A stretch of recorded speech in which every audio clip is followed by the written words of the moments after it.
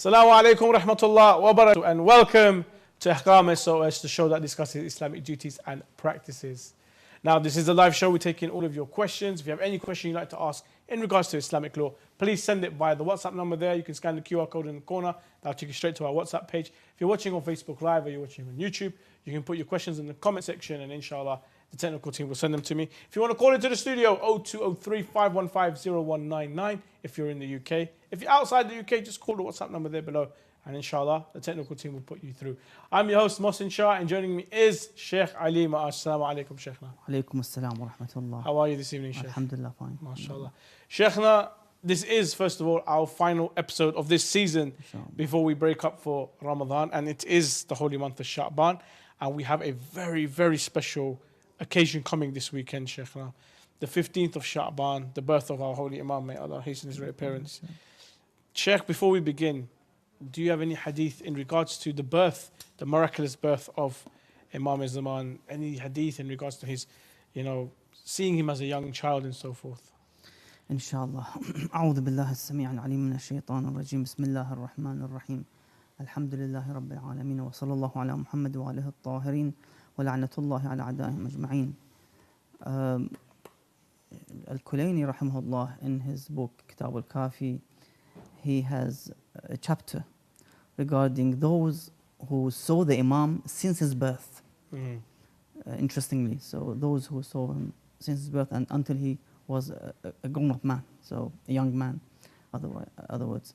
So in this chapter, which says that Bab fi tasmiyat man ra'ahu, those who saw the Imam alayhi salam.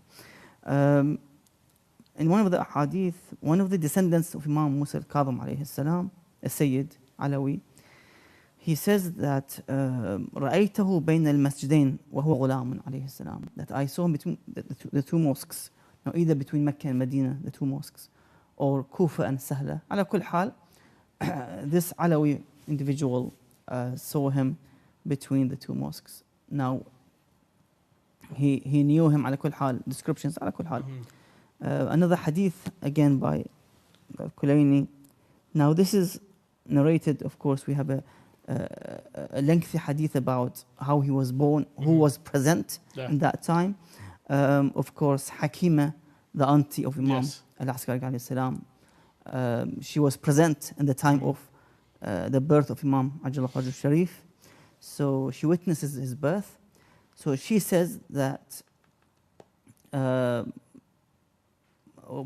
authority of a narrator, that she saw him on his birthday, on that hour or that minute when he was born, and afterwards as well. That's Hakim. So she saw him at least twice, at least, since his birth. We have another hadith again by one of the Imam's ambassadors, the four main ambassadors of the Imam in Ghayba Sughra, the minor occultation. Again, he says that قد خلف فيكم, that Imam al-Hasan al-Askari, when he passed away, he left with you the Imam, because you cannot leave the earth without a Khalifa, an Imam appointed by Rasulullah, appointed by Allah Azza wa Jal. The famous hadith by Shia and non-Shia that the Prophet said, my khulafa are 12 caliphs, كلهم من قريش, all from Quraysh. And you cannot match it except with the Ahlul Bayt alayhi salam. You can't say, well, the first is the three caliphs, then Muawiyah, then Yazid, then no, you can't. It doesn't work at all. Abbasids, because at least you got 100 and something of caliphs of Abbasids. So you can't say, you can't pick and mix the khulafa in this way. It doesn't work at all. It only works on Al Muhammad salam, from Imam Ali alayhi salam till Al-Mahdi ajallahu farajahu al-Sharif. So Al-Amri, who is one of the Imam's ambassadors, he said that قد خلف فيكم من رقبته مثل هذا وأشار بيده. He said that he left with you an individual in which his neck is like my neck. In other words, he was a young man. Okay. A grown-up man, in other words. So it means that they have seen him in different occasions, in different phases of his life, since his birth, childhood, when he was youth, when he was a grown-up man. And another hadith again that a man says that أنه قد رآه ووصف له قده, that he saw him and he has given the description of the Imam alayhi salam, how tall he is and so forth. So these are main hadith about the Imam's salamullah alayh birth and those who saw the Imam alayhi salam gradually while he was growing up. Salamullah alayh wa ajjallah farajuhu al-sharif. Ahsant. Just a quick reminder to our viewers that this is a live show. We do take in your questions. If you have any question you'd like to ask, please send it via the WhatsApp. The number's there, or you can scan the QR code. If you're watching on Facebook Live or on YouTube, just put your questions in the comment section and inshallah, technical team will send them to me on my iPad here. Okay, Sheikh, now let's start with YouTube. Assalamu alaikum. I have a question about whether it is allowed to work in a supermarket that sells alcohol, pork and other prohibited products such as Tesco and Aldi. And what about working at the cash register? Well, the issue is you can work in these companies or supermarkets, but you're not allowed to work in the forbidden aisles that say alcohol. Alcohol aisle and the pork aisle. To sell, again, on the cashier, to sell, to serve. So you can't even scan the... That's part of the selling. That's the problem, basically. Scanning it or picking up and putting it in the bag. Because there's a hadith which states 10 types of people who are cursed or land. غارسها وشاربها وساقيها وعاصرها, all those who participate in making a bottle of wine or whiskey or champagne. So one should avoid working in that section specifically and selling them. From YouTube, Assalamu alaikum, Sheikhna. Which amal to make du'as get accepted? Which is the best amal to do that your du'a gets accepted? You see, it's a variety of ad'iyah, variety of a'mal. You never know which one would work. Sometimes the one who has a pure heart, إِلَّا مَنْ أَتَى اللَّهَ بِقَلْبٍ سَلِيمٍ, to come towards Allah with a pure heart. So different narrations talk about different acts in which some of them got nothing to do with du'a. Helping somebody who's in need, who is in desperate need. إغاثة الملهوف, for example. Other deeds and acts, serving parents, for example. So sometimes it's a combination between the dua and serving others, like parents, like the one who is in need, orphans. So it really, you have to try to do everything you can in thinking, not to be tight, for example. Yes, we have different types of, let's say, trousers which are wide for the ladies. They have to make sure that it doesn't really show the curves and the shapes of the legs. They have to be very careful. Sheikh, what if they wear trousers under their abaya or under their distasha? There's no issue with it. The issue is to wear as we see today. So tight leggings, almost, which give away the shape of the legs and so forth, which is on display and people can see. Yeah. That's the issue. Once one of the Pakistani's reps was asked about this, and he said that we don't have hijab, which is known to be with the trousers, even if it's wide, But they have to make sure that they preserve all the measures of the ahkam in terms of not showing the shape and the curves of the legs. More questions coming in. This one's from WhatsApp. Assalamu alaikum, Sheikhna. What is the best dua to help with the reappearance of the Imam? Dua al-faraj. Very important dua. Allahumma kun li waliyaka hujjatun, to the end of the dua. This is a very good dua to recite every day after each salah in your majalis. And the famous hadith which says, أفضل أعمال أمتي انتظار الفرج. The best a'mal of my nation, my ummah, is to await his reappearance. So, of course, awaiting doesn't mean that you sit down and you wait for the Imam to come. But you practically go out and spread the knowledge of Al Muhammad sallallahu alayhi, establishing mosques, establishing mabargas, holding majalis of Ahl Bayt from home all the way to the Islamic centers, establishing channels, establishing radio channels to spread the words of Al Muhammad sallallahu alayhi. That is a practical way to await and hastens the Imam's reappearance, inshallah. Wa'ajjallah farajul sharif. From YouTube, Assalamu alaikum, Sheikhna. What if a male, as an example, wears a bali or a balaclava as a hijab and declares it as such? Is that permissible for him to do so? Okay, Sheikhna, balaclava is like a mask, then only you can see the eyes, that area. A bali is also like a bandana or balaclava, which they just do cover the face like this. You've seen it with the Arab scarves. A lot of times they wrap it around their face like this, so you can't see them. If a male does this and says that I'm doing so because this is like my hijab, is that acceptable? Is that permissible? We don't have such a hijab for the male to cover their faces. But of course, as you mentioned, in the Arab times and even in the Imam times, they used to cover their face because they used Dust to and sand. exactly travel between two cities. In the middle there was the desert and sandy, and there was this sandstorm. They used to cover their face for this reason. Until today, in Morocco, other parts of the Arabian Peninsula, you would see that they would still wear that Arabic garment, and they would cover their face because of the weather situation. Assalamu alaikum, Sheikhna. I am a single lady looking to get married. Is there any dua I can recite to help me find a good spouse? Yes, indeed. One of the ulama recommended this dua to be recited every day, and this is known as dua al-amn. The dua which comes straight after dua tawassul. I think in Mafatih Janan, if you go back to Mafatih Janan, there's a dua called dua al-amn, which begin al-amn. I think the translation is security. Okay. Dua of security. You'll find it. It's then Mafatih Janan, and it begins with Ya man tuhallu bihi uqadul makarih. Every day, inshallah, recite it, inshallah. Sheikh, when we give these du'as and amal for people to do, what is the time period that they should expect to practice this? For example, you say, inshallah, okay, you want more risk? Inshallah, read this dua. You want to get married? Inshallah, read this dua. You want a long life? Inshallah, read this dua.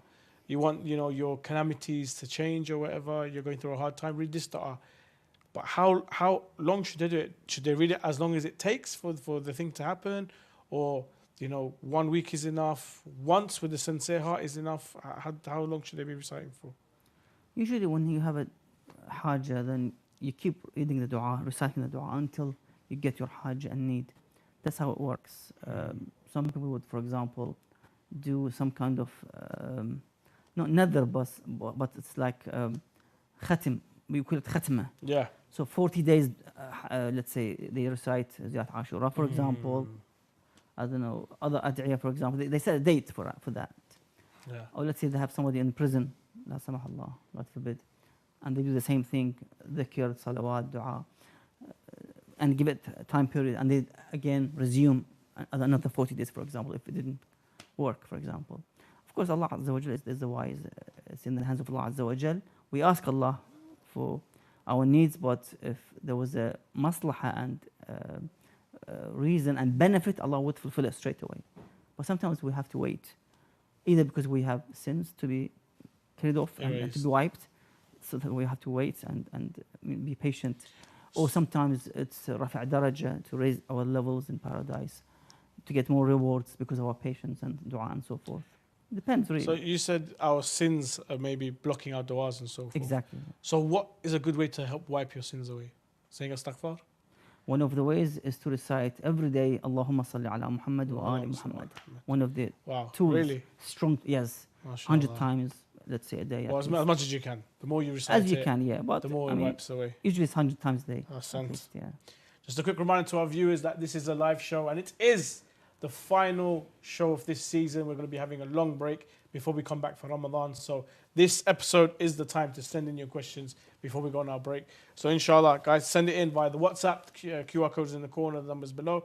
Or if you're on Facebook Live or you're on YouTube, put your questions in the comment section and we shall answer, inshallah, like this person has. WhatsApp. Assalamu alaikum, Sheikhna. Students are asked to draw a human being or an animal. The requirement is such that it is difficult for the student to refuse the assignment. Are they allowed to do the drawing? Sheikhna, human being or an animal, as long as they're fully clothed and they're not naked or so on, there's no issue in drawing them, is there? The issue that the ulama discusses about sculpture, to make that like an idol. That's idol, ahsant. That's the discussion. That if it's full body, some would say there's ishkal. If it's just the head, for example, they would allow it. So it depends. But drawing is a different issue. It's not like sculpture, no. Okay, so the drawing is okay. From YouTube, Assalamu alaikum, Sheikhna. Your thoughts on Abu al-Fadl Burqi and Essential of Rajal methodology? Are you familiar with his works? Yes. Sadly, this individual has very weird عقائد and beliefs. أبو الفضل البرقعي. Yeah, I've listened to his lectures in Farsi. He's not. You wouldn't say he's mainstream. Problem. Yeah. He's got problem عقائدي. Okay. Yes. His I've heard aqaid is not. long years ago. Fair enough. From YouTube, Assalamu alaikum, Sheikhna. Is it permissible to watch series or movies that are under the romance category?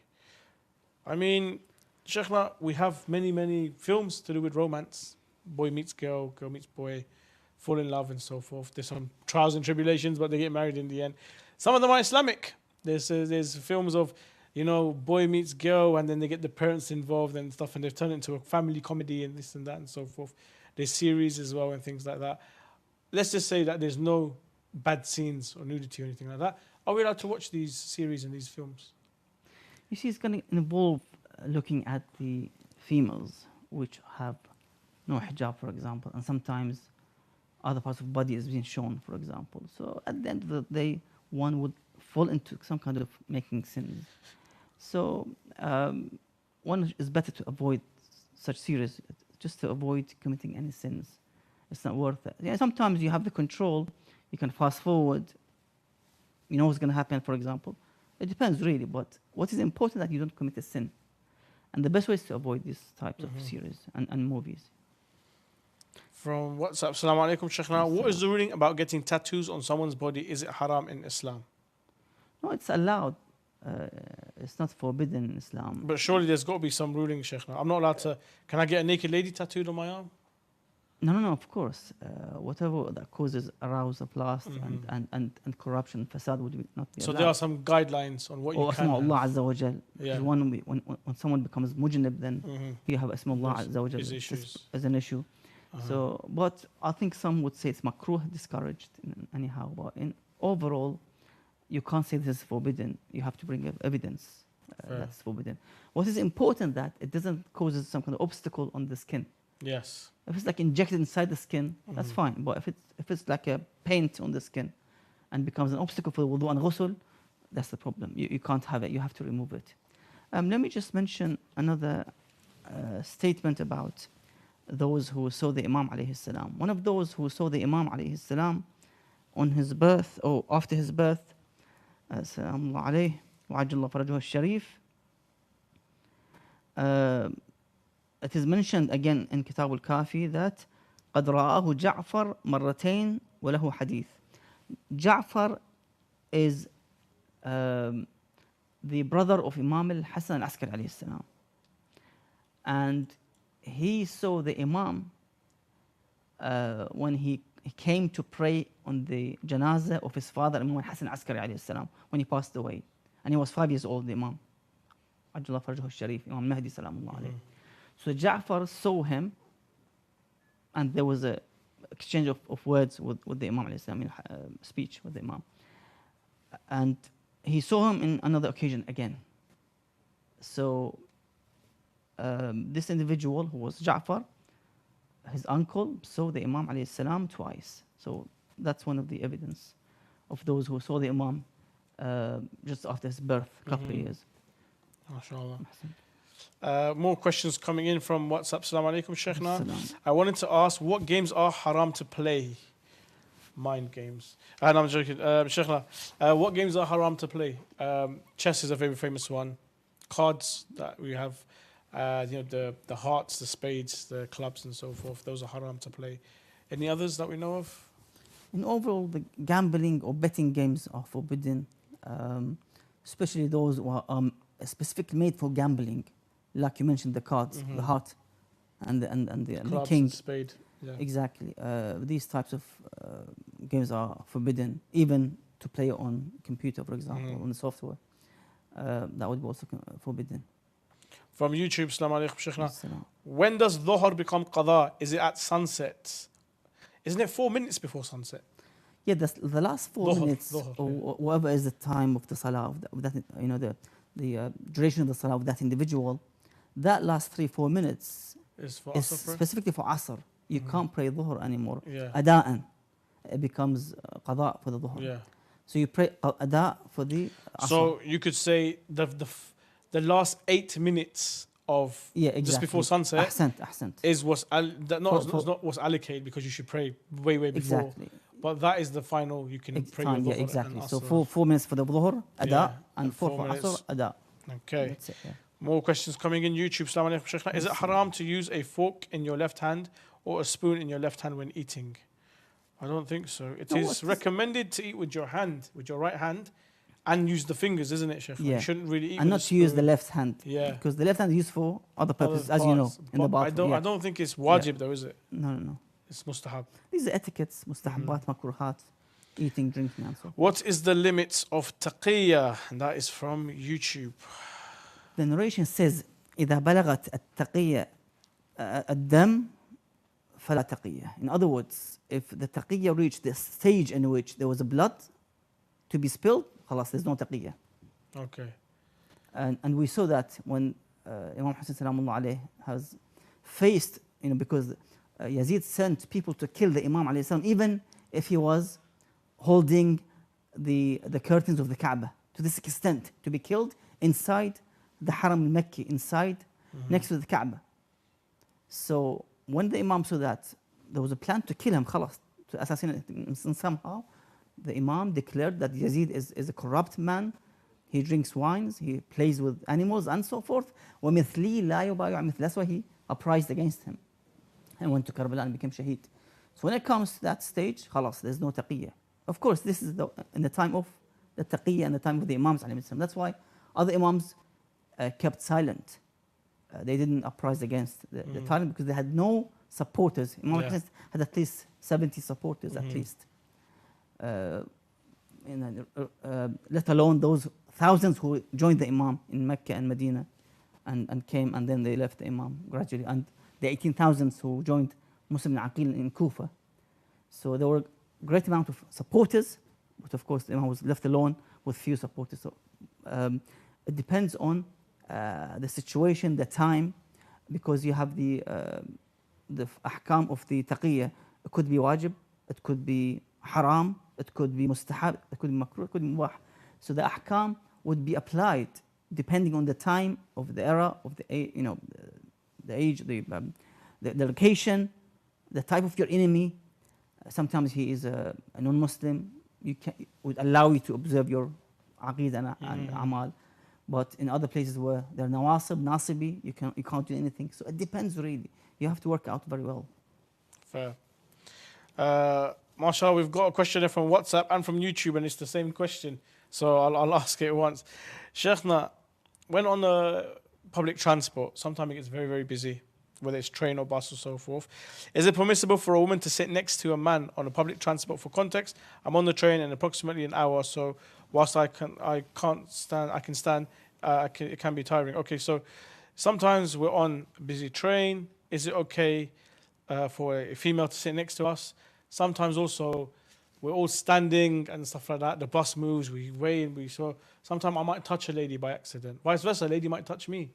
Is there any haram done in this manner?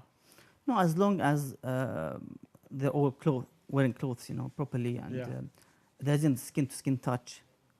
And anyhow, there's no arousal of lust. It's just a normal trip. One is traveling from one place to another in the train and the bus. There should be no issue with it. As long as there's no haram committed, no sins committed, it's fine. What if they sit next to me? I'm sat down. As I've said, if there's no committed sins, is it better for me to get up? No, you can sit. There's no issue with it. Fair enough. As long as you don't commit sins by looking intentionally, with lustful looking or touching on and so forth. Sheikh, we're going to go to a short break. Join us after this short break as we continue discussions here on Ahkam SOS. If you've got a question you'd like to send in, now is the best time to send it. And then, we're going to have a little break. You can send in all your questions. When we come back, we will answer them, inshallah. So get sending. I have a question regarding keeping pictures of scholars. Is it permissible to plant trees by or over Islam the establish based on peace and Is it non-violence? permissible to collect donations for charity projects from Is it permitted to consume canned food imported from non-Muslim countries? Is there an issue for men looking at non-Muslim women? To have your questions answered live, WhatsApp us on +44 7415 09 2155.